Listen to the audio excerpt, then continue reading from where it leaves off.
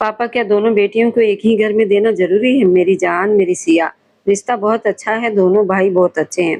तुम दोनों खुश रहोगी मगर पापा, थोड़ा डर लग रहा है, अब हम दोनों को एक साथ ही भेज रहे हैं। आप तो अकेले पड़ जाएँगे ना? बहन ने पापा के गले में अपनी बाहें डाल दी। मैं वहाँ कैसे रह पाऊँगी? काश आर्या आपके साथ होती, तो कम से कम मैं सुकून में तो रहती। बड़ी हूँ, मेरी शादी करवा दीजिए। आर्या अभी छोटी है, कितनी छोटी है वह तुमसे? बस 1-2 साल।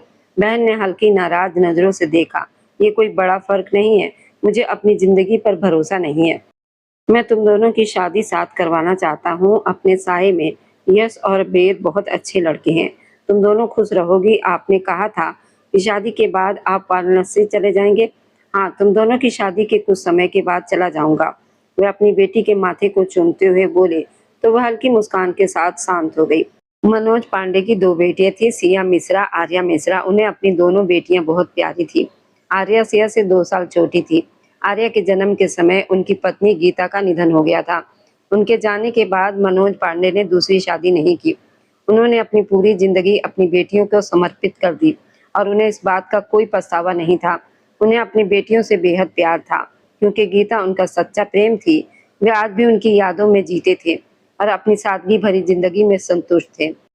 यश पांडे और वेद पांडे दोनों भाई थे। उनके रिश्ते पर मनोज पांडे को कोई आपत्ति नहीं थी, क्योंकि दोनों समझदार और अच्छे घर के थे। अच्छी नौकरी करने वाले लड़के थे। दोनों परिवारों का स्तर भी एक जैसा था, इसलिए उन्होंने शादी के लिए हाँ कर दी। सिया मिश्रा दुल्हन के रूप में साड़ी पहने, मांग में सिंदूर, हाथों में चूड़ियां, गहनों से सजी अपने फूलों से सजे पलंग पर बैठी थी। कमरे में पूजा की थाली, दीपक, फूलों की माला और कलश, हल्दी, मुस्कान की सुगंध फैली हुई थी। वह कमरे को गौर से देख रही थी। उसकी आंखें हैरानी से बड़ी हो रही थी। कमरा सच में बहुत सुंदर था। उसका स्वागत बहुत अच्छे तरीके से हुआ था। पांडे परिवार का हर सदस्य अब तक बहुत अच्छे व्यवहार वाला लग रहा था। वह यही सोच रही थी कि कमरे का दरवाजा खुला। उसका दिल तेजी से धड़कने लगा। हाथ ठंडे हो गए। यश पांडे धीरे धीरे उसकी ओर बढ़ रहा था। सिया की नजरें झुक गई। दोनों की उम्र में लगभग 8 साल का अंतर था। सिया 22 साल की थी और यश 30 साल का। वह उसके सामने आकर बहुत शांति से बैठ गया और एक सुंदर डिब्बा उसके सामने रख दिया। ये मुंह दिखाई का तोहफा था, पर उसने ना उसकी तारीफ की और ना ही उसकी तरफ देखा। सिया ने नजर उठाकर उसे देखा और ठिठक गई। इतना आकर्षक आदमी उसने पहले कभी नहीं देखा था। गहरी आंखें, बिखरे बाल, साफ रंग, लंबा कद। वो बहुत सुंदर था, मगर उसके चेहरे पर कोई खुशी नहीं थी, बल्कि उदासी साफ दिख रही थी। वह उठकर बाथरूम में चला गया। सिया अपनी इस अनदेखी पर रो भी नहीं पाई, बस चुपचाप बंद दरवाजे को देखती रही। उधर आर्या इंतजार करते करते आंखें बंद करके बैठी थी। उसे महसूस हुआ कोई पास खड़ा है। उसने झट से आंखें खोली। वेद पांडे उसके सामने आया। क्या आप सो गई थी? नहीं, बस थक गई थी। कोई बात नहीं। वह उसके सामने बैठ गया और उसका हाथ पकड़कर बोला, मैं बहुत अच्छा इंसान नहीं हूँ, लेकिन आपके लिए अच्छा बनने की कोशिश करूंगा। 20 साल का आर्या का दिल जोर से धड़कने लगा। सामने बैठा लड़का बहुत ही प्यारा था। उसकी उम्र करीब 23-24 साल की होगी। उसके चेहरे की सादगी और मुस्कान बता रही थी कि वह दिल का साफ इंसान है। मैं बहुत डर रही हूँ, आर्या ने साफ साफ कह दिया। वेद मुस्कुराया, आप बहुत प्यारी हैं, बहुत ज्यादा, और आज तो बहुत सुंदर लग रही हैं। उसकी नजरें झुक गई। दिल तेजी से धड़क रहा था। वेद ने उसके हाथ में अंगूठी पहनाई और उसके हाथ को अपने होठों से छू लिया। मैं कोशिश करूंगा कि हमेशा आपका ख्याल रखूं, आपकी इज्जत करूं, आपको सुरक्षित महसूस करवाऊं। मेरे साथ आप हमेशा सुरक्षित रहेंगी, ये मेरा वादा है। हमारा परिवार बड़ा है, अंकल आंटी, उनके बच्चे, मम्मी पापा, 2 बहनें। कभी कभी परेशानी हो सकती है, लेकिन अगर आपको कभी भी बोझ लगे तो मेरा साथ हमेशा आपके साथ होगा। आप कभी अकेली महसूस नहीं करेंगी। आर्या मुस्कुरा रही थी। उसके शब्द उसे सुकून दे रहे थे। वह उसे अपने पास खींचकर गले लगा चुका था और बहुत प्यार और अपनापन दिखा रहा था। सुबह सिया तैयार होकर हल्का मेकअप करके आई। सामने खड़ी थी तभी यश बाथरूम से निकला, काला कुर्ता पैजामा में, गीले बालों के साथ।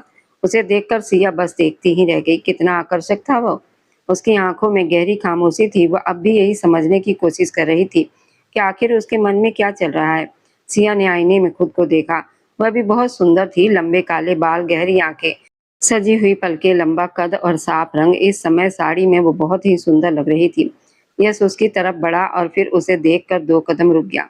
सिया ने उसकी आंखों में ठहराव देखा, जैसे वो कुछ सोच रहा हो। शायद उसकी सुंदरता को देख रहा था, लेकिन उसने कुछ नहीं कहा और नजरें झुका ली। उसने कहा, चलते हैं बाहर, सब इंतजार कर रहे होंगे। वह आगे बढ़ा तो सिया ने उसका हाथ पकड़ लिया। वह रुक गया। आपको मुझसे कोई परेशानी नहीं है? ये वही सवाल था जो सिया कल रात से पूछना चाहती थी। क्यों? आपको क्यों ऐसा लगता है कि मुझे आपसे कोई समस्या है? आप मुझे नजरअंदाज कर रहे हैं? आप इतनी पढ़ी लिखी तो हैं, अगर मैं आपको नजरअंदाज कर रहा हूँ तो आपको ये समझ आ ही गया होगा। इसलिए अपने दूसरे हाथ से अपना हाथ छुड़वाते हुए उसने सख्ती से कहा, आगे मुझे छूने की कोशिश मत कीजिएगा। और वह कमरे से बाहर निकल गया। सिया भीगी आंखों से उसे जाते हुए देखती रह गई। कितने प्यारे लग रहे हो तुम चारों। विनीता पांडे अपने दोनों बेटों और बहुओं की नजर उतारते हुए खुश हो रही थी। आर्या तो हल्की लाज से लाल हो रही थी। उस पर शादी की चमक साफ दिखाई दे रही थी। और वेद भी बेहद खुश और संतुष्ट लग रहा था। वहीं सिया मिश्रा के चेहरे पर हल्की सी फीकी सी मुस्कान थी और यश पांडे ऐसे खड़ा था जैसे उसे किसी बात से कोई फर्क नहीं पड़ता हो। कुछ ही दिनों में दोनों बहनों ने घर के बहुत से काम संभाल लिए थे। दोनों में ये पहले से ही अच्छी समझ थी, इसलिए उन्हें ज्यादा मुश्किल नहीं हुई। विनीता पांडे उनके पति के दो ही बेटे थे, यानी घर में दो ही बहुएं थी। सिया और आर्या ने मिलकर घर अच्छे से संभाल लिया था। वेद और यश की दो बहनें थी जो करीब 19 साल की थी। अपनी पढ़ाई में लगी रहती थी और कम बोलती थी। एक स्वभाव में बिल्कुल यश जैसी थी, शांत कम बोलने वाली, और दूसरी वेद जैसी हंसने बोलने वाली, मजाक करने वाली। रिया बिल्कुल अपने बड़े भाई यश जैसी थी, शांत गंभीर सधी हुई। जबकि इशिता बहुत तेज थी, मजाक करना, छेड़ना, हंसी मजाक में सबको उलझाना उसका स्वभाव था। आर्या और सिया चुपचाप अब तक सब कुछ संभाल रही थी और उन्हें ये बहुत कठिन भी नहीं लग रहा था। आर्या बहुत खुश नजर आती थी और सिया उसे देखकर दिल से खुश होती थी। आर्या की खुशी जैसे जमीन पर टिकी ही नहीं रही थी। वेद उससे बहुत प्यार करता था, यह साफ दिखाई देता था, और उसके बिना रह ही नहीं पाता था। ऑफिस से जल्दी घर आ जाता, फिर दोनों साथ बाहर जाते और देर रात लौटते। उनकी हंसी, बातें, मस्ती पूरे घर में महसूस होती थी और सब खुश थे। मगर सिया और यश, वे दोनों तो आमने सामने भी बहुत कम होते थे। 2 ही महीनों में आर्या की तरफ से खुशखबरी आ गई। वो माँ बनने वाली थी। जिस लड़की को इतना प्यार मिल रहा हो और फिर वो माँ बनने वाली हो जाए तो उसकी जगह घर में और भी खास हो जाती है। अब घर में सब उसका खास ध्यान रखते थे। विनीता पांडे तो अपनी बहू पर जान छिड़क रही थी और वेद, जो पहले ही उसे बहुत प्यार करता था, अब तो जैसे उसके बिना सांस भी नहीं लेता था। उसकी सुंदरता की तारीफ करना, उसकी देखभाल करना, बार बार उसकी नजर उतारना। आर्या पूरी तरह प्यार में डूबी हुई लगती थी। तुम भी मुझे ठीक नहीं लगती। तुम उदास रहती हो। मैं बिल्कुल ठीक हूँ। तुम्हें ऐसा क्यों लगता है? हमारी शादी को 8-9 महीने हो गए हैं और तुम अभी तक कहीं घूमने नहीं गई, बाहर नहीं निकलती, मुस्कुराती नहीं, सजती नहीं। ऐसा क्या बात है आर्या? तुम अपना ध्यान रखो। तुम्हारा छठा महीना चल रहा है। ज्यादा परेशान मत हो। सिया ने बात टाल दी। मैं ठीक हूँ, मुझे तुम्हारी चिंता रहती है और मुझे तुम्हारी चिंता है। मैं बच्चों के लिए बहुत खुश हूँ। मैं मौसी बनने वाली हूँ। आर्या मुस्कुराई। हाँ, मैं भी तो बहुत खुश हूँ। पापा कितने खुश होंगे। रोज फोन पर पूछते हैं कि बच्चा कब आएगा। सिया मुस्कुरा दी। उसे अपनी बहन से बहुत प्यार था। दोनों बहनें एक दूसरे के लिए सब कुछ थीं। इसलिए सिया उसकी खुशी में खुश थी, मगर अपनी उदासी छुपा नहीं पा रही थी। रात को वह सो रही थी जब उसे महसूस हुआ कि बालकनी का दरवाजा खुला है। उसने आंखें खोलकर देखा, यश पांडे सफेद कुर्ता पजामा में छत पर खड़ा सिगरेट पी रहा था। सिया हल्के रंग की नाइटी में थी।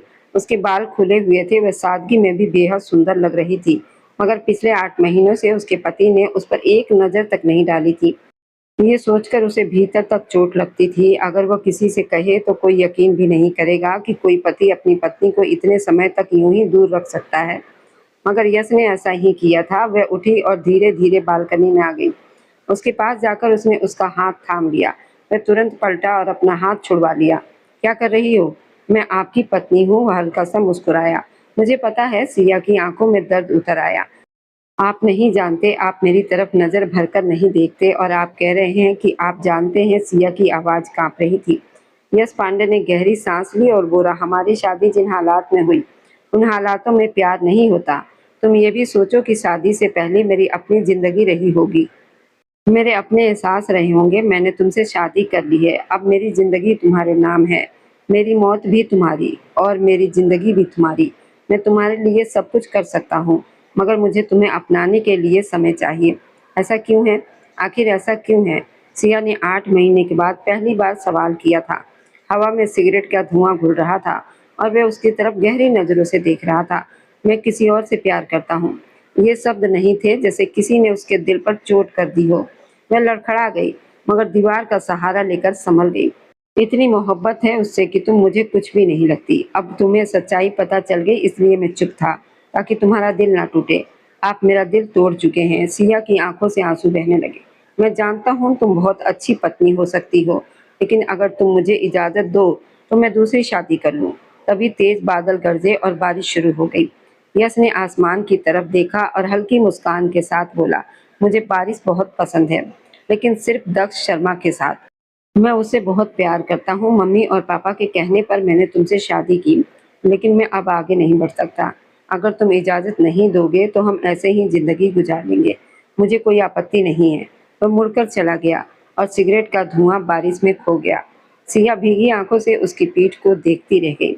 इधर आर्या मिश्रा अपने कमरे में वेद पांडे के साथ बैठी थी। वेद उसके बालों को सहलाते हुए कह रहा था, प्लीज ये खा लो, तुम अपना ख्याल नहीं रखती। आर्या मुस्कुराई, रखती तो हूँ, और आप भी तो इतना ध्यान रखते हैं मेरा, इससे ज्यादा मुझे और क्या चाहिए। वेद ने प्यार से कहा, मुझे चाहिए तुम्हारी सेहत, तुमसे प्यार करने का हर मौका। वह हंस पड़ी, आप भी ना, आप मुझे इतना प्यार कब से करने लगे। वेद ने उसकी आंखों में देखते हुए कहा, जब से तुम मेरी जिंदगी में आई हो तब से। मैं तुम्हारे बिना नहीं रह सकता। तुम मुझे पूरा कर रही हो, मुझे पिता बना रही हो, मेरे घर को संभाल रही हो। तुम इतनी अच्छी हो कि तुमसे प्यार ना करना मुश्किल है। मैंने कभी किसी लड़की के लिए ऐसे एहसास नहीं किए जैसे तुम्हारे लिए करता हूँ। मैंने हमेशा अपनी नजरें झुकाकर रखी, और जब ऊपर उठाई तो भगवान ने मुझे तुम जैसा साथी दे दिया। आर्या खुशी से मुस्कुरा रही थी, तभी उसने देखा कि सिया रो रही है। वो घबरा गई। आपको क्या हुआ, आप रो क्यों रही हैं? सिया खुद को रोक नहीं पाई और उसे गले लगाकर सब कुछ बता दिया। आर्या जैसे सुनकर टूट गई थी। आप इतना सब कुछ सहती रही और मुझे नहीं बताया? आप ऐसा कैसे कर सकती हैं? मैं मजबूर थी, मैं क्या करती, लेकिन अब मैं ये सब नहीं सह सकती। मेरा क्या कसूर है, मैं क्यों सहूं सब। आर्या ने उसे कसकर गले लगा लिया। अब हम पापा को बताएंगे। सिया ने तुरंत मना कर दिया, नहीं, पापा की तबीयत ठीक नहीं रहती, मैं उन्हें दुख नहीं देना चाहती। तो फिर क्या करोगी? आर्या ने पूछा। सिया की आंखों में एक अलग ही दृढ़ता थी। मैं वही करूंगी जो एक पत्नी को करना चाहिए। अपने पति का दिल जीतूंगी। वो किसी और से प्यार करता है, लेकिन मैं उसका दिल बदल दूंगी। मैं उसे अपनी तरफ ऐसा खींचूंगी वो मेरे बिना रह ही नहीं पाएगा। ये मेरा वादा है। आर्या चुप होकर उसे देखती रह गई। रात को सिया उसके कमरे में बैठी थी। उसके बालों से पानी टपक रहा था। उसने सुंदर साड़ी पहन रखी थी और हल्का सा मेकअप किया हुआ था। वह बहुत सुंदर लग रही थी। यश की आंख खुली तो वह उसे देखकर चौंक गया। क्या कर रही हो तुम? उसने सख्ती से पूछा। सिया हल्के से मुस्कुराई, मैं आपको देख रही हूँ, आप सोते हुए बहुत अच्छे लगते हैं। यश उसकी इस हिम्मत पर हैरान रह गया। उसने कभी उसे इतना करीब आने ही नहीं दिया था। उसने आंखें बंद कर ली, लेकिन उसके मन ने मान लिया कि उसकी पत्नी बहुत सुंदर है। दूर हटो, तुम क्या करने की कोशिश कर रही हो? सिया मुस्कुराई, कुछ नहीं, बस आपको देख रही हूँ, आप बहुत अच्छे लगते हैं। यश चुप हो गया। अब सिया धीरे धीरे उसके करीब रहने लगी। उसके काम खुद करने लगी, उसके लिए खाना बनाती, उसकी पसंद का ध्यान रखती, हमेशा साड़ी पहनकर तैयार रहती, कभी उदास नहीं दिखती, उससे बातें करने की कोशिश करती और वो बस छोटे छोटे जवाब देता। वह उसके पास बैठती, उसके साथ चाय पीती और उसे भी मजबूर करती वह साथ बैठे। पिछले 2 महीनों से वह यही सब कर रही थी। वह यश को अपनी आदत बना रही थी। वह उसकी हर पसंद को अपना रही थी। उसकी मम्मी विनीता पांडे के साथ भी उसका बहुत अच्छा रिश्ता बन गया था। वह उनका ख्याल रखती थी क्योंकि वह जानती थी यश अपनी माँ से बहुत प्यार करता है। उसने शादी भी उनकी खुशी के लिए ही की थी, जबकि वो किसी और से प्यार करता था। शायद अब भी करता था, लेकिन सिया हार नहीं मान रही थी। वह धीरे धीरे यश की हर आदत को अपना रही थी, उसकी हर पसंद को अपने अंदर समेट रही थी। कभी कभी वो आईने में खुद को देखती और सोचती, क्या उसे सच में यश से प्यार हो गया है? और ये सच था। सिया मिश्रा को अपने पति यश पांडे से प्यार हो गया था, इतना कि वह उसे नजरअंदाज करता था, फिर भी वह उससे प्यार करती रही। वह उसके सामने बैठकर बातें करती रहती थी, हंसती रहती थी, अपने पूरे दिन का हाल उसे सुनाती रहती थी, और वह ना चाहते हुए भी उसकी बातों पर हाँ या हूँ में जवाब देता था। सिया सोचती थी कि शायद कभी तो उसे उससे प्यार हो जाएगा, कभी तो यश पांडे को भी उसकी जरूरत महसूस होगी। कहाँ जा रहे हैं? वो ब्लैक 3 पीस सूट पहने बहुत आकर्षक लग रहा था। रात के 9 बज रहे थे और वह इस समय घर से बाहर नहीं जाता था, इसलिए सिया ने पूछ लिया, दक्ष शर्मा का जन्मदिन है, उसे मनाने जा रहा हूँ। उसने जानबूझकर उसे चोट पहुंचाने के लिए ये बात कही। सिया वहीं रुक गई। मैं साथ चलूं? उसने सहज होकर कहा। यश ने सख्ती से उसकी तरफ देखा। पागल हो क्या? सिया ने शांत स्वर में कहा, नहीं, आप उसके जन्मदिन पर जा रहे हैं, अच्छा है, मैं भी साथ चलूंगी, आपको साथ मिल जाएगा। वह आगे बढ़ा और उसका हाथ पकड़ लिया। मुझे लगता है तुम ये सब जानबूझकर करती हो, तुम्हारी बहन माँ बनने वाली है, उसका ध्यान रखो, उसके साथ रहो, मेरे साथ समय बिताने या मुझे बदलने की जरूरत नहीं। आपकी आंखों में डर क्यों है? सिया के इस सवाल पर वह 2 कदम पीछे हुआ। कैसा डर? उसकी आवाज हल्की कांप गई।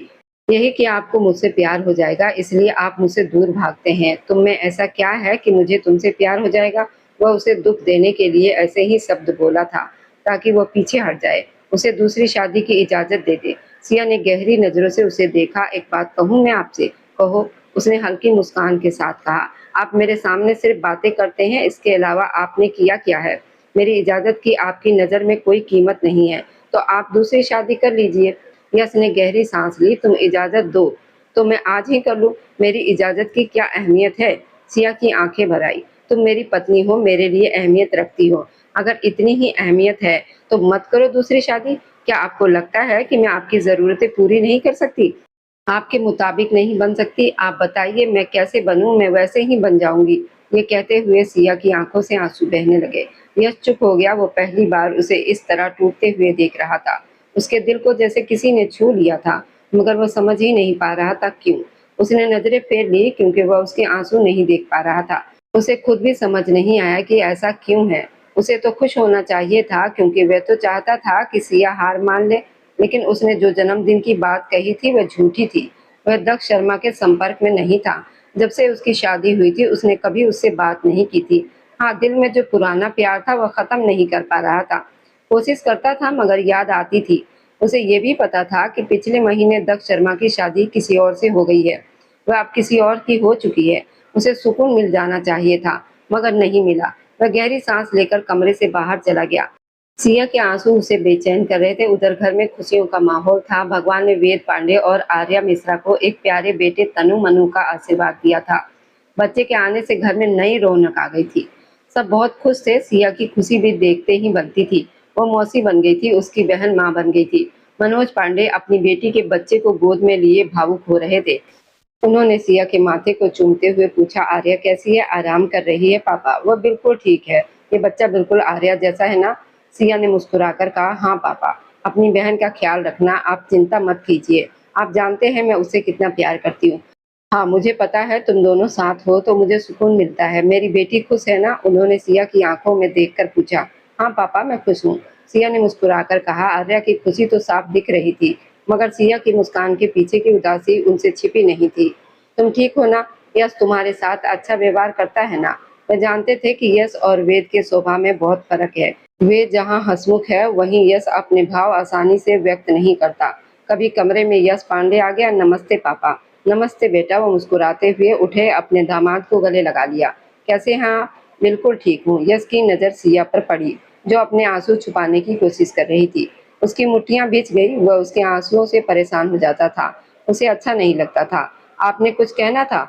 यश ने पूछा। हाँ बेटा, कुछ दिनों में मैं विदेश जा रहा हूँ। ये सुनकर सिया ने तुरंत उसकी तरफ देखा। उसका दिल जैसे एक बार फिर बैठ गया। अच्छा, हाँ, ऑफिस के कुछ जरूरी काम है, मुझे वहां जाकर देखना है। मैं और सिया बस 1-2 दिन में ही निकलेंगे। आप अपना नाम सुनकर सिया उसे देखती रही।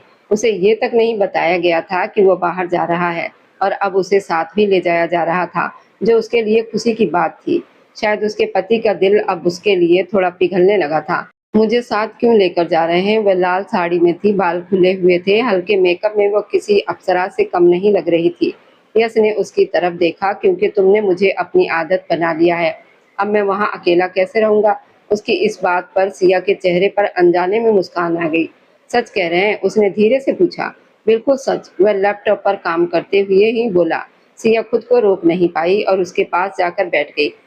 उसने अपना सिर उसके कंधे पर रख दिया। यश थोड़ा चौंक गया। क्या कर रही हो? कुछ नहीं, बस आपकी थोड़ी सी मोहब्बत चाहती हूँ, मिल सकती है? उसने उसकी आंखों में देखते हुए कहा। वह भी उसे देखता ही रह गया था। कितनी सुंदर थी वो, जैसे पूरा सौंदर्य उसी में समाया हो। सिया भी उसे देख रही थी। उसकी गहरी आंखें, तीखी नैन नक्श, वह बहुत आकर्षक था और उसे अपने इस रूप का पूरा भरोसा भी था। सिया ने आगे बढ़कर उसका लैपटॉप एक तरफ रख दिया। वो बस उसे देखता रह गया। वह क्या कर रही है और क्यों कर रही है, मगर चुप रहा। सिया ने धीरे से उसके माथे को चूमा। यश के पूरे शरीर में जैसे एक झटका सा लगा। ये क्या कर रही हो? उसने धीमी आवाज में कहा। आपसे प्यार। उसकी आंखों में साफ दिख रहा था। वह खुद को रोक नहीं पाया और उसे अपनी बाहों में भर लिया। फिर तुरंत खुद को संभालते हुए बोला, मत करो, पछताओगी। मैं तुम्हें दुख नहीं देना चाहता। मैं आपकी पत्नी हूँ। यश ने आंखें बंद कर ली। वह सही कह रही थी, वह उसकी पत्नी थी। उसका हक था उस पर। मगर वह गहरी सांस लेकर खड़ा हो गया। ये गलत है। दूर रहो मुझसे। ऐसी हरकतें मत किया करो जिनका तुम्हें बाद में अफसोस हो। आपको किस बात से डर लगता है यश? मैं तुम्हें छोड़ दूंगा। उसके इस वाक्य पर सिया वहीं बैठी रह गई, जैसे उसके पैरों से ताकत नहीं हो। वो मुट्ठियां भींचता हुआ कमरे से बाहर चला गया। मम्मी ने आवाज दी, मेरी बहू का ख्याल रखना और अपनी सूरत भी ठीक कर लेना। यश हल्का सा हंस पड़ा। आपकी बहू अपना भी ध्यान रखती है और मेरा भी रख लेती है, उसने हल्की मुस्कान के साथ कहा। उसे आदत है लोगों को अपनी आदत बना लेने की। अब आदत हो गई है तो उसे यहाँ छोड़कर नहीं जा सकता।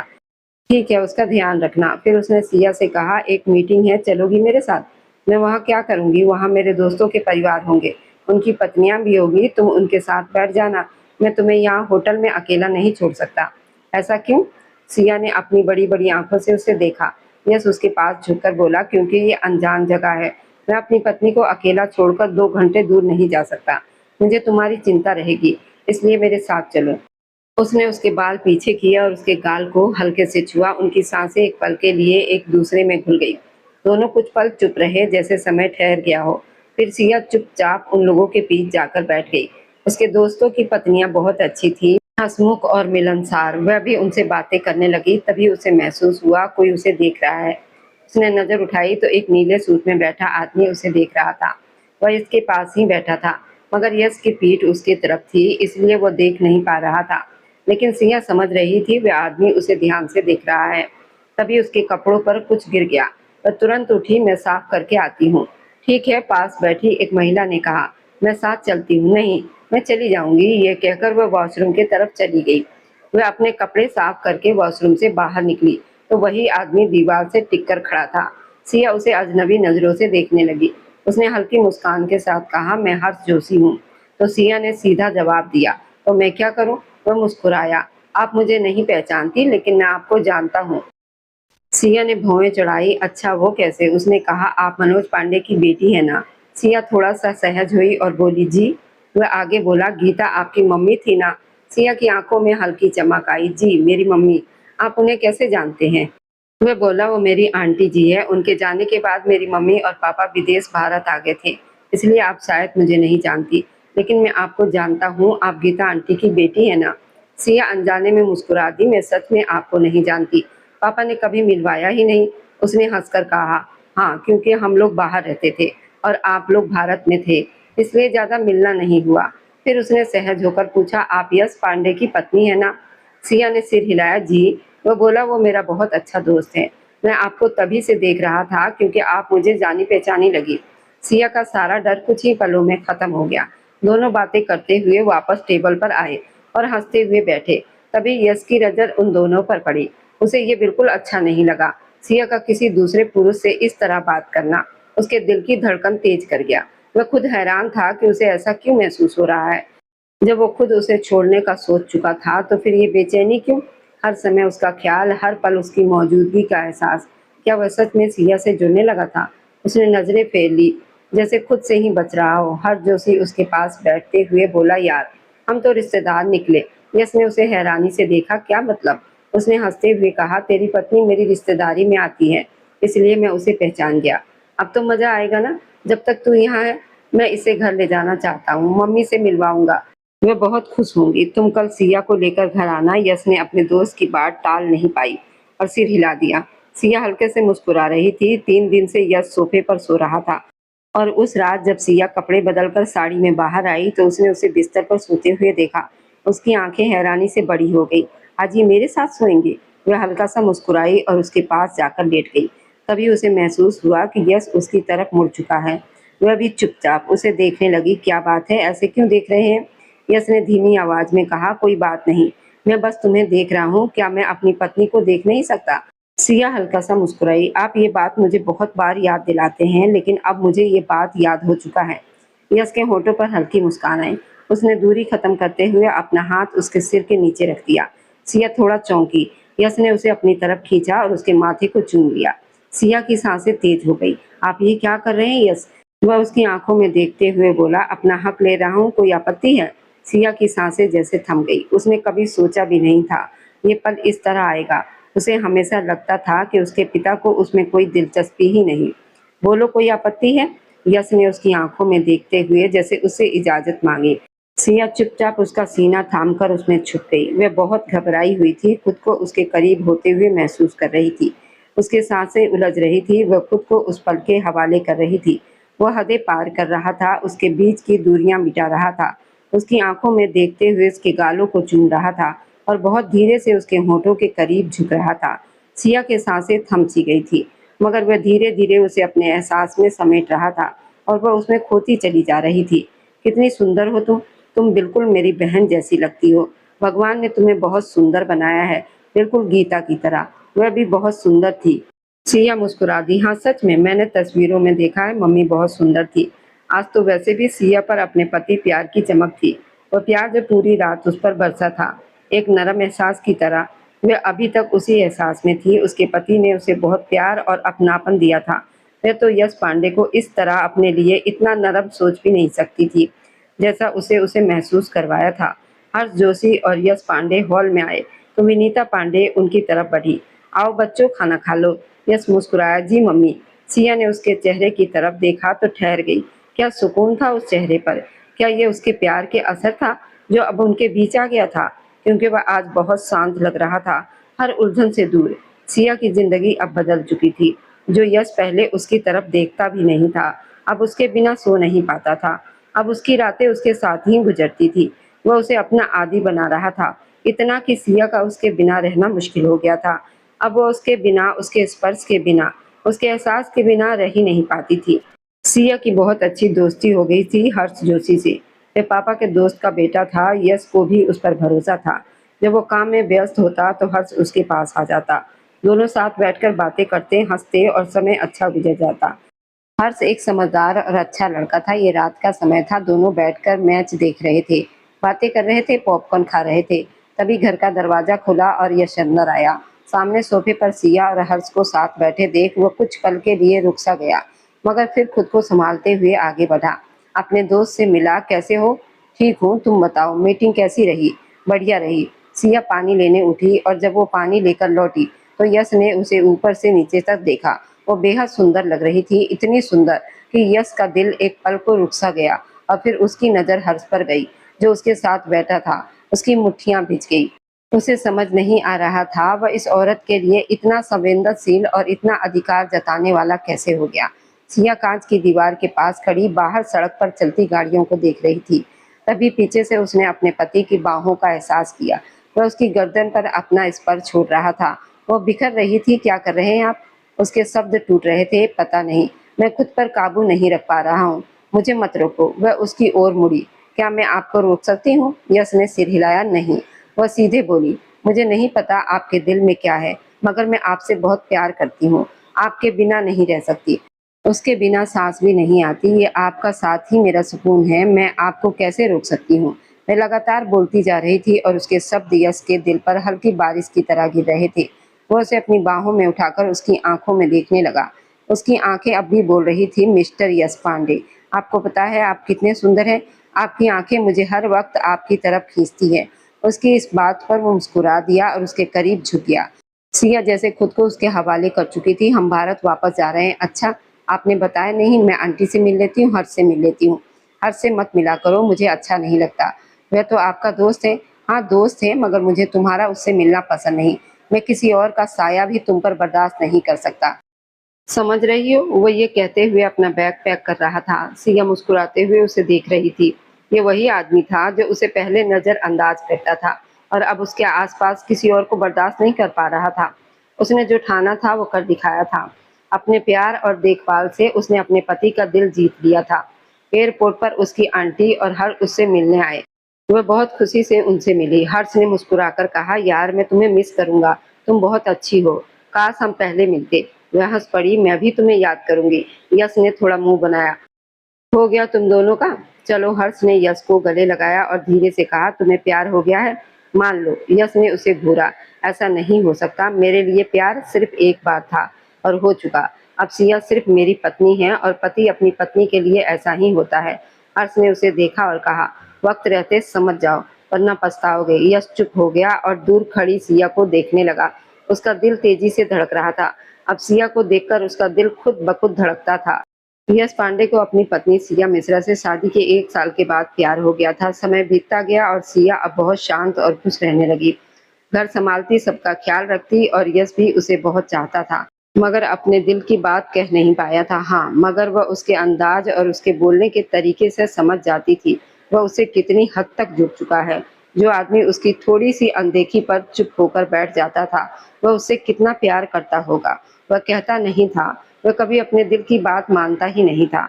वह हमेशा यही कहता था, वह उसकी पत्नी है और प्यार उसे पहले ही हो चुका था, जो उसे नहीं मिला। ये बातें सिया मिश्रा का दिल तोड़ देती थी, उसे अंदर तक चोट पहुंचाती थी, मगर वह कुछ नहीं कहती थी क्योंकि उसके पास सब कुछ था, अपने पति का साथ, उसका ध्यान।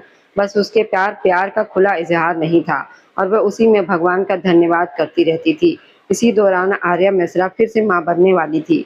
उनकी शादी को 3 साल हो चुके थे, मगर सिया अभी तक इस खुशी से दूर थी। कोई उसे सीधे कुछ नहीं कहता था, मगर वह खुद कभी-कभी सोच में पड़ जाती थी। उसका पति ऐसा नहीं था, उसे ताने दे। यश पांडे बहुत अलग स्वभाव का इंसान था। वह कम बोलता था, बातें तो सिया करती थी और वो मुस्कुराकर उसकी बातें सुनता रहता था। उसकी हर बात उसे याद रहती थी। अगर सिया कोई इच्छा जताती, तो ऐसा कभी नहीं हुआ कि यश ने उसे पूरा ना किया हो। वह उसकी हर छोटी-बड़ी ज़रूरत का ध्यान रखता था और कभी उसे ये एहसास नहीं होने देता था कि वो उसे बच्चा नहीं दे पा रही। जबकि शादी को 3 साल हो चुके थे, उसकी बहन दूसरी बार माँ बनने वाली थी। सिया के दिल में ये बात कहीं न कहीं चुभ रही थी। उसका पति कुछ नहीं कहता था, मगर उसकी सास विनीता पांडे अब उसे अलग नज़रों से देखने लगी थी। वह सीधे कुछ नहीं कह पाती थी, मगर उनके शब्दों में छिपे ताने सिया समझ जाती थी। फिर भी सिया उनका उतना ही ध्यान रखती थी और उनसे प्यार से पेश आती थी। धीरे-धीरे विनीता पांडे का ध्यान आर्या मिश्रा की तरफ ज़्यादा हो गया था, क्योंकि वो माँ बनने वाली थी और आर्या का व्यवहार भी अब अपनी सास के साथ बदल गया था। वो उन्हें माँ की तरह मानने लगी थी, क्योंकि विनीता पांडे स्वभाव से बुरी नहीं थी।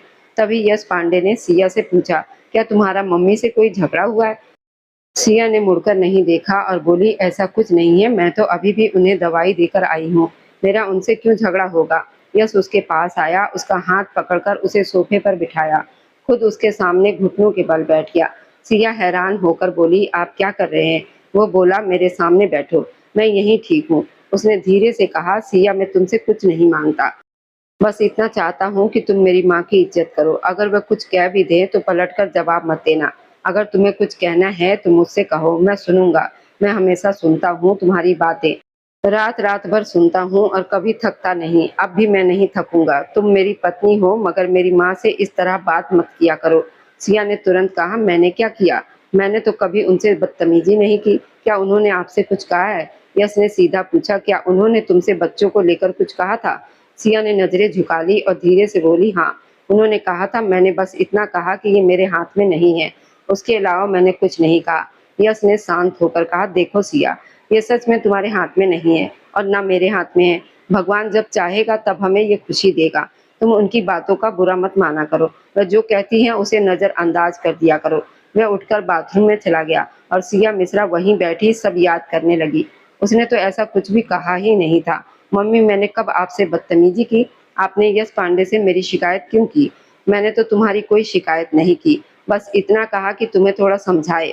अगर मैं कह रही हूँ कि मेरे साथ डॉक्टर के पास चलो, तो उसमें तुम्हें समस्या क्या हो रही है? आपने ऐसा मुझे कब कहा? आप तो ये कह रही थी कि मैं अपना ध्यान नहीं रखती और इसलिए ऐसा हुआ है, और बच्चा होना मेरे हाथ में नहीं है। हाँ, तो अगर नहीं है तो डॉक्टर के पास चलो। मुझे तो लगता है तुम्हारे अंदर ही कोई समस्या है, तभी तो ऐसा नहीं हो रहा। यश पांडे मेरा बड़ा बेटा है, मैं उसकी संतान चाहती हूँ, मेरा प्यारा बेटा है। तुम्हें इसलिए तो नहीं लाया गया कि तुम बस सजकर उसके सामने बैठी रहो।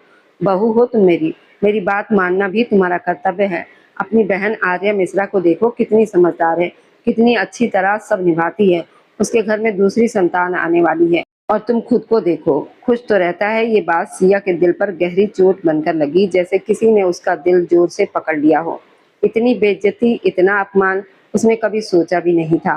वह चुपचाप सिर झुकाकर सब सुनती रही, क्योंकि उसके कानों में अपने पति के शब्द गूंज रहे थे कि मम्मी को जवाब नहीं देना। इसलिए वह चुप थी, उसे चुप ही रहना था। तभी यश उसके पास आया और बोला, ये क्या है? तुम्हें क्या दिख रहा है? फूल है, तुम्हारे लिए लाया था। अगर तुम नीचे होती तो वहीं दे देता। मेरे लिए लाए हैं? हाँ। यहाँ और कौन है? उसने धीरे से कहा, धन्यवाद। और अपने आंसू रोक लिए। उसका मन कर रहा था कि वह रो पड़े, मगर वो रो नहीं रही थी। वह सिया मिश्रा थी, अपने पापा मनोज पांडे की बहादुर बेटी। ये दुख और ये ताने भी वह सह गई। वह शादी के पहले दिन से ही सहती आ रही थी। उस इंसान के प्यार में उसने क्या कुछ नहीं किया था।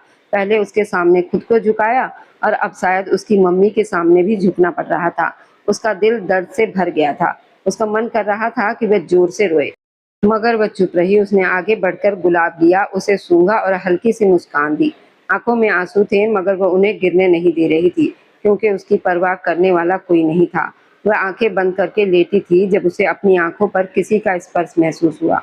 उसने आंखें खोली तो यश पांडे था। वो मुस्कुराई, क्या हुआ? कुछ नहीं। तुम कल रात से परेशान हो? सारी रात नहीं सोई, इसलिए मैं भी नहीं सो पाया। क्या हुआ? कुछ नहीं, बस तबीयत ठीक नहीं थी। यश उसकी आंखों में देख रहा था। आंखें लाल थी, जैसे उसने खुद को रोने से रोक रहा हो। वह झुककर उसकी आंखों को चूमने लगा, बहुत प्यार से, बहुत सम्मान के साथ। उसके पति के स्पर्श में उसे कभी भी अपमान महसूस नहीं हुआ, हमेशा प्यार और सम्मान ही महसूस हुआ। क्या हुआ है मेरी पत्नी को? उसके गालों को चूमते हुए उसने बहुत धीरे से पूछा। कुछ नहीं, उसने धीमी आवाज में कहा, क्योंकि उसकी आवाज साथ नहीं दे रही थी। यश ने उसका हाथ अपने हाथों में ले लिया और धीरे से उसके करीब आकर उसके होठों को छुआ। सिया की आंखें बंद हो गई, उसकी सांसें तेज हो गई, और वह उस पल में खो गई। वह भी उसमें खो गया था। फिर धीरे से बोला, बताओ ना, क्या हुआ? किसी ने कुछ कहा है? कुछ नहीं, वह फिर बोली। उसकी आवाज बहुत हल्की थी। यश ने गहरी सांस ली और कहा, ठीक है, तुम ठीक हो जाओगी, मैं तुम्हें ठीक कर दूंगा। अपनी उंगली उसके गाल पर फेरते हुए मदहोश होते हुए बोल रहा था। वह ना चाहते हुए भी मुस्कुरा दी थी। आपकी बहू बिल्कुल ठीक है, कहने को कुछ नहीं है। अब ये सब भगवान के हाथ में है ना, जब संतान होनी होगी तो हो जाएगी। लेकिन इनकी रिपोर्ट बिल्कुल सही है। सिया ने गहरी सांस ली। शुक्र था, वो बिल्कुल ठीक है। नहीं तो उसकी सास का तो कोई भरोसा नहीं था कि उसका जीना मुश्किल कर देती। सिया देख रही थी कि पूरे रास्ते उसकी सास विनीता पांडे चुप खिड़की के बाहर देखते रही, न जाने क्या सोच रही थी।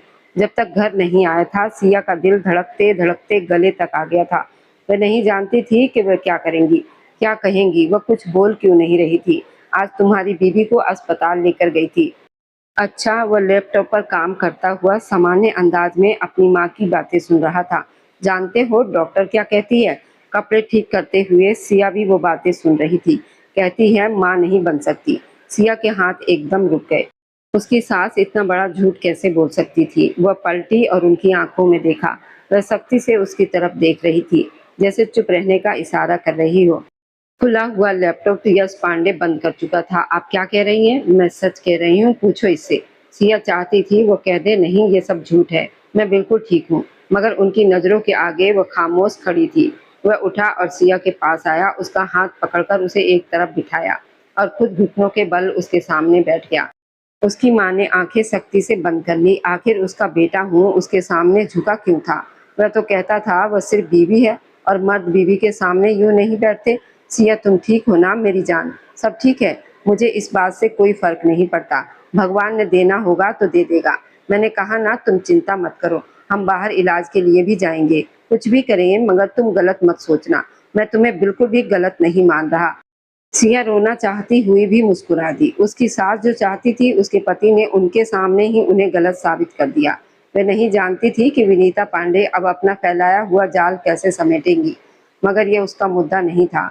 उसका मुद्दा ये था कि उसका पति उसके सामने बैठा उसे दिलासा दे रहा था, और सास सामने बैठी थी। जानते हो, दक्ष शर्मा का तलाक हो गया है। चाय पीते उसके हाथ रुक गए। आप दक्ष से संपर्क में हैं? हाँ, पिछले हफ्ते वो मुझे मॉल में मिली थी, हमेशा की तरह बहुत खूबसूरत। वह शांत आवाज में अपने काम में लगा सुन रहा था। उसकी माँ ने महसूस किया वह पहले की तरह दक्ष के नाम पर उत्साहित नहीं हुआ, बस सुन रहा था। मैं चाहती हूँ तुम मुझसे शादी कर लो। फाइल इधर उधर करते हुए उसके हाथ रुक गए। उसने नजरें उठाकर माँ की तरफ देखा। मुझे लगता है आपका दिमाग खराब हो गया है। मैं शादीशुदा हूँ, बहुत खुश हूँ, संतुष्ट हूँ, सुकून में हूँ। आप मेरी ज़िंदगी क्यों खराब करना चाहती हैं? तुम्हारी बीवी तुम्हें कुछ नहीं दे सकती। ये मेरी गलती है कि मैंने तुम्हारी उससे शादी करवाई। अब मान जाओ। दक्ष तुम्हारे प्यार में है ना? वो तुम्हें मिल रही है। भगवान तुम्हें उससे संतान देना होगा, दे देगा। वह उठ खड़ा हुआ। माँ, आप तो ऐसी नहीं थी। आपको क्या हो गया है? मेरी माँ तो बहुत समझदार थी। आप पर किस बात का असर हो गया है कि आप ऐसी बातें करने लगी हैं? अब इस विषय पर आज के बाद से बात नहीं होगी। दूसरी शादी की बात अगर आपने मेरी बीवी के सामने की तो मुझसे बुरा कोई नहीं होगा। आपने बात की इससे? हाँ, मैंने की। तुम्हारे मुताबिक तो वो तुमसे बहुत प्यार करता है। आपने भी तो कहा था कि उसे अपनी बीवी से प्यार नहीं। हाँ, कहता तो यही है, मगर उसके बिना रह भी नहीं पाता। ये मैंने देखा है 1-2 दिन में। और तुम यश को जानती हो, वह कितना ज़िद्दी है। एक जगह अटक जाए तो वहीं अटका रह जाता है। सिया को अपनाने में भी उसे बहुत समय लगा था। जो दक्ष एक आंसू नहीं बहाती थी, अब वो उनसे बातें करने लगी थी। साफ दिख रहा था कि दक्ष ने उनका दिमाग बदल दिया था, अपनी बहू के खिलाफ भड़काया था।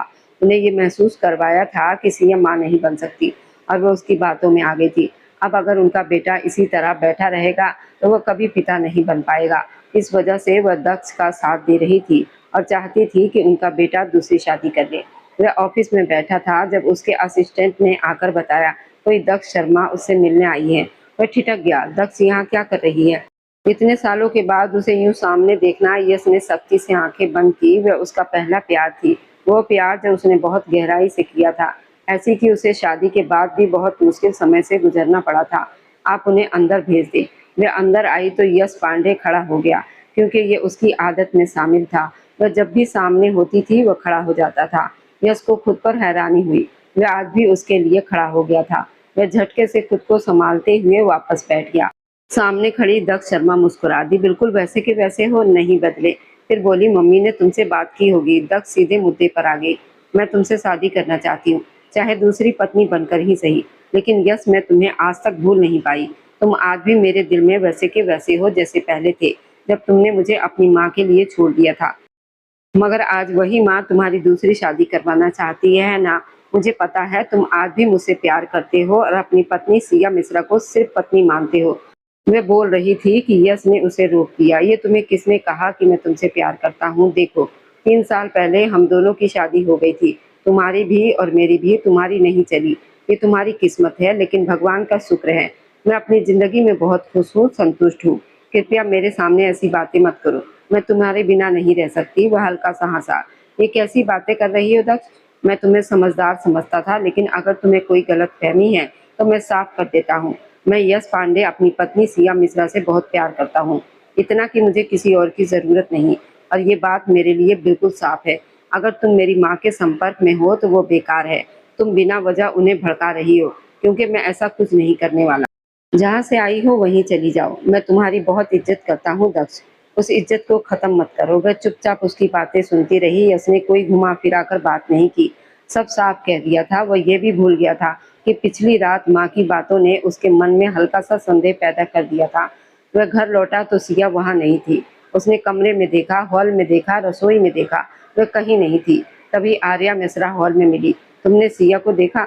वह बोली, भैया सिया घर चली गई है, मुझे नहीं पता क्यों, लेकिन कहकर गई है कि अब वापस नहीं आएगी। यश 2 कदम पीछे हट गया। वो मेरी इजाजत के बिना घर कैसे जा सकती है? आर्या घबराई हुई थी। शायद वो अपनी सास से डर गई थी। भैया आप बताओ, मम्मी ने क्या किया? उसने कहा, मम्मी ने सिया को कमरे से निकलने के लिए कोशिश की। वो ये कहकर कि आपको दूसरी शादी के लिए मना चुकी हैं और आप किसी दक्ष नाम की लड़की से शादी करने वाले हैं। वह ये सब सह नहीं पाई और बिना आपका इंतजार किए चली गई। यश गुस्से में भर गया। वह मेरी पत्नी थी, मुझसे सवाल कर सकती थी, मुझसे लड़ सकती थी, मगर घर कैसे छोड़ सकती है? तभी विनीता पांडे बाहर आई। बेटे की आवाज सुनकर यश उसकी तरफ मुड़ा। आप ये कैसे कर सकती हैं माँ? वो मेरी पत्नी है। आपने उसे मेरे कमरे से निकलने की कोशिश की, कैसे? और मैंने कब कहा कि मैं दूसरी शादी कर रहा हूँ? उन्होंने कहा, क्योंकि तुम कर रहे हो दूसरी शादी। यश का सब्र टूट गया। हाँ, मुझे दक्ष से प्यार था। आपने मेरी जिंदगी खराब कर दी थी, मुझे उससे अलग कर दिया। आपको दिल का दौरा पड़ा था, मैं मजबूर हो गया था। मैंने आपके लिए अपना प्यार छोड़ दिया। आपने मेरी शादी सिया से करवाई, मैंने कर ली। मैं तड़पता रहा, रातों को नींद नहीं आती थी। दिल में दर्द रहता था। एक सिया थी जिसकी ज़िंदगी भी मैं बिगाड़ रहा था और अपनी भी। फिर जब मुझे उससे प्यार हो गया तो आपने उसे मुझसे दूर कर दिया। क्या आप चाहती हैं कि आपका बेटा कभी खुश ना रहे? यही चाहती हैं ना आप? वेद पांडे आगे बढ़ा और उसे रोकने लगा। भैया शांत हो जाइए, लेकिन यश नहीं रुका। मुझे आज जवाब चाहिए कि आप चाहती क्या हैं? वेद बोला, भैया आप सिया भाभी को वापस ले आइए। यश ने ठंडे स्वर में कहा, वह नहीं आएगी और मैं भी उसे उस घर में वापस नहीं लाऊंगा। उसकी ये बात सुनकर वहां खड़े सभी लोग चुप हो गए। शायद किसी ने नहीं सोचा था वह ऐसा कहेगा। विनीता पांडे अपने बेटे को देखती रही। वही सख्त बेटा जो कभी झुकता नहीं था, आज एक औरत के लिए टूट रहा था। उधर सिया अपने कमरे में आईने के सामने खड़ी खुद को देख रही थी। वह सुबह से रो रही थी। उसके हाथों पर अब भी अपनी सास के नाखूनों के निशान महसूस हो रहे थे, जिस तरह उन्होंने उसका हाथ पकड़कर उसे कमरे से बाहर निकाला था। उन्होंने ये भी नहीं सोचा कि वह उनके बेटे की पत्नी है। पूरे घर के सामने उसकी कितनी बेइज्जती की थी। उसने गहरी सांस ली। वह जानती थी यश अपनी माँ के खिलाफ खड़ा नहीं होगा, क्योंकि वह उनसे बहुत प्यार करता है। शायद माफी सिया को ही मांगनी पड़े, क्योंकि उसे पता था कि यश पांडे उसे लेने जरूर आएगा तो उसके पापा मनोज पांडे उसे समझाएंगे और उसे वापस जाना ही पड़ेगा। और वह ज्यादा देर अपने पति के सामने खड़ी भी नहीं रह सकती थी। भले ही उसके पति को उससे प्यार हो या ना हो, लेकिन सिया को अपने पति से बेहद प्यार था। इतना कि वह उसके लिए हर अपमान सह सकती थी। वह खुद को अपनी सास विनीता पांडे के सामने झुकने के लिए तैयार रहती थी। उसे पता था कि यश उससे कहेगा कि माफी मांग लो, तो वो बिना कुछ सोचे मांग लेगी। उसके पास और कोई रास्ता नहीं था। आंसू पोंछते हुए वो बिस्तर पर लेट गई। तभी उसके कानों में सास की आवाज गूंजने लगी, मैं अपने बेटे यश की शादी दक्ष शर्मा से करवा रही हूँ और उसे सब पता है, बस तुम उसकी नजरों से हट जाओ तो वह तुरंत ये शादी कर लेगा। वह झटके से उठ बैठी, अपने सीने पर हाथ रखा जहां दर्द हो रहा था। नहीं, भले ही वो मुझसे प्यार नहीं करते, लेकिन मेरी जगह किसी और को नहीं देंगे। वह खुद को दिलासा दे रही थी। तभी वह उठी तो उसका सिर तेजी से घूमने लगा और वह गिरने ही वाली थी कि तभी उसके पापा मनोज पांडे कमरे में आ गए और उसे संभाल लिया। डॉक्टर ने जांच करके कहा, आपकी बेटी बिल्कुल ठीक है मिस्टर मनोज पांडे, और बहुत बहुत बधाई हो, ये माँ बनने वाली है। मनोज पांडे खुशी से जैसे खुद को संभाल नहीं पाए। तभी सिया की आंखें खुली। वो ये बात सुन चुकी थी, मगर उसे खुद यकीन नहीं हो रहा था। उसकी आंखें खाली थी, खुशी भी खुशी जैसी नहीं लग रही थी। मनोज पांडे उसके पास बैठ के, बधाई हो मेरी बेटी, भगवान ने तुम्हें ये खुशी दी है। मगर सिया मुस्कुरा नहीं सकी। उसने धीमे से पूछा, यश आए हैं क्या? उन्होंने कहा, नहीं, अभी तक तो नहीं आए। उसने नजरें झुका ली और बोली, मैं आराम करना चाहती हूँ। उन्होंने कहा, हाँ बेटा आराम करो, और उठकर जाने लगे तो सिया ने पीछे से कहा, ये बात किसी को मत बताइएगा, आर्या मिश्रा को भी नहीं। मनोज पांडे पलटे और उसकी आंखों में देखा जो आंसुओं से भरी थी। उन्होंने कहा, चिंता मत करो, मैं किसी को नहीं बताऊंगा। वह नहाकर कमरे से बाहर आई और नीचे पानी पीने गई। तभी उसे गाड़ी रुकने की आवाज सुनाई दी। उसने सोचा, पापा तो घर पर है, फिर कौन आया? वह पानी पीकर अपने कमरे की तरफ बढ़ी, लेकिन उसके कदम वहीं रुक गए। जब उसने यश को घर में अंदर आते देखा, वह ठिठक गई। नमस्ते, उसने नजरें झुकाकर जवाब दिया, नमस्ते। वह जानती थी वह नाराज होगा, क्योंकि वह उसकी इजाजत के बिना घर आई थी। यश आगे बढ़ा और उसका हाथ पकड़कर बहुत नरमी से उसे ऊपर ले गया। वह वहां हॉल में खड़े होकर बात नहीं करना चाहता था। सिया बिस्तर पर बैठ गई और यश उसके सामने टहलने लगा। तुम कैसे घर छोड़कर आ सकती हो? मुझसे बात करना जरूरी नहीं समझा तुमने? मैं क्या तुम्हारी नजर में? वह धीरे से बोली, आप मेरे पति हैं, अगर आप कहेंगे तो मैं सबसे माफी मांग लूंगी। मैं उस वक्त बहुत खुश थी, मुझे थोड़ा समय चाहिए था, इसलिए आ गई। तो तुमने घर छोड़ दिया? उसने गहरी सांस ली और उसके सामने घुटनों के बल बैठ गया। उसका हाथ पकड़कर उसकी आंखों में देखते हुए बोला, क्या लगता है तुम्हें मैं दूसरी शादी कर सकता हूँ? पता नहीं मेरा तुमसे कितना प्यार है, कर भी सकते हैं। ये कहते हुए उसकी आवाज लड़खड़ा गई थी। मैं तो बस जबरदस्ती शामिल हुई हूं ना आपकी जिंदगी में, जिसे आप सहन कर रहे हैं। उसकी आवाज कांप गई। ये सुनकर यश पांडे का दिल पिघल गया। वह कितनी तकलीफ में थी। वह गहरी सांस लेकर हल्का सा मुस्कुराया। मेरी आंखों में देखो, सिया मिश्रा ने नजरें उठाकर उसकी आंखों में देखा। मैं तुमसे बहुत प्यार करता हूँ, इतना कि मुझे किसी और चीज से कोई फर्क नहीं पड़ता। कौन दक्ष शर्मा? क्या है वह? कुछ भी नहीं, वो मेरा अतीत थी, अब कुछ नहीं है। जब तुम मेरी जिंदगी में आई हो, मैंने किसी दूसरी औरत के बारे में सोचा तक नहीं। जिसके पास सिया मिश्रा जैसी पत्नी हो, उसे किसी और की जरूरत क्यों होगी?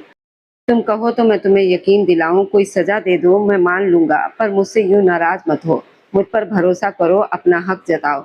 मेरी माँ को बताती कि तुम मेरे लिए क्या हो। आपने मुझे बताया ही कब कि मैं आपके लिए क्या हूँ। कि मैं किसी और के सामने कुछ कह पाती।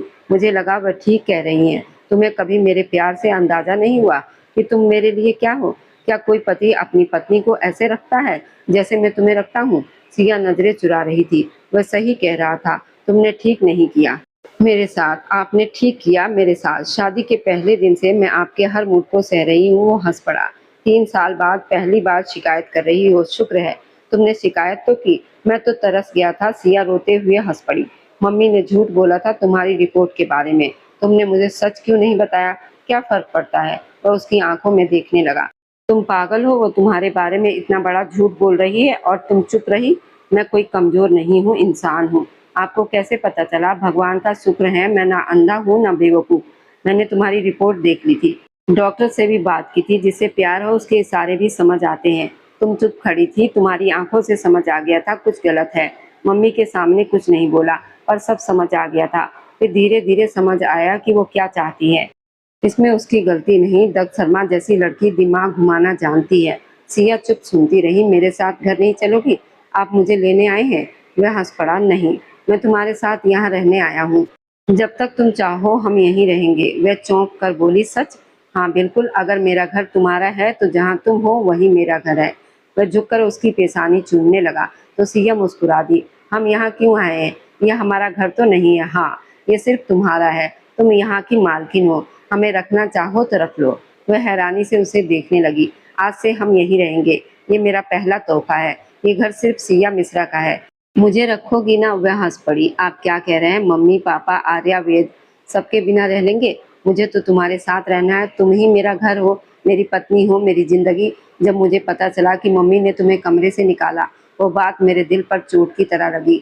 मैं सह नहीं पाया। अब तुम उस घर में नहीं जाओगी। हाँ, अगर कोई तुमसे मिलने आए तो आ सकता है। मैं और मेरी पत्नी अब उस घर में नहीं रहेंगे। घर बहुत सुंदर था। सिया की आंखें भर आई। वह अब इस घर की मालकिन थी। कुछ दिन से वह घर संभालने में लगी थी। हर चीज अपने तरीके से कर रही थी। उसे एक अलग सुकून मिल रहा था। उसने अपना हाथ अपने पेट पर रखा। उसका बच्चा भी खुशकिस्मत था कि उसका पिता यश पांडे था। वह सोच रही थी कि जब वो उसे ये खबर बताएगी तो वह कैसे खुश होगा। कहाँ हो सिया? यश घर में आते ही उसे आवाज देने लगा। ये उसकी आदत थी, पहले भी और अब भी। वह हर कमरे में उसे ढूंढ रहा था। वह कहीं नहीं दिखी। तभी वो बगीचे में पहुंचा और उसे देखकर मुस्कुराया। ये सब किस लिए? आपका दिल खुश करने के लिए। वह उसकी गर्दन में हाथ डालते हुए बोली। वह हंस पड़ा। पेशानी भी चूमी। मैं बहुत खुशकिस्मत हूँ कि मुझे आप जैसे पति मिले। यश बोला, और मैं ज्यादा खुशकिस्मत हूँ कि तुमने मेरी जिंदगी को घर बनाया। दोनों अपनी बेटियों को देखकर मुस्कुरा रहे थे। यही सोचकर कि सबसे खूबसूरत तस्वीर थी। अगर आज की कहानी ने आपके दिल के किसी कोने को छू लिया हो तो आगे आने वाली रोमांच से भरी दिलचस्प कहानी के सफर में मेरे साथ बने रहने के लिए मेरे चैनल को लाइक सब्सक्राइब करते जाएं।